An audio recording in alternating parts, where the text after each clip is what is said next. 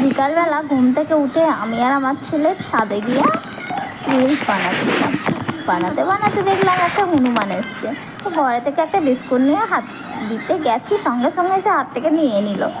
আমার তখন বুকের ভিতর ঠকঠক করে কাঁপছে। আবার বিস্কুট দিতে গেলাম, শেষ হয়ে গেছিলো ওটা, আবার দিতে গেলাম হাতে, আবার আমার মানে বুক ধরপড় ধরপড় করছে। তারপরে আবার দেখলাম আরও 3টে এসে গেছে। ওমা 4টে! দেখে ভালোও লাগছে, ভাবলাম ভিডিও বানিয়ে নিই। বাচ্চা দুটো কত কিউট দেখো।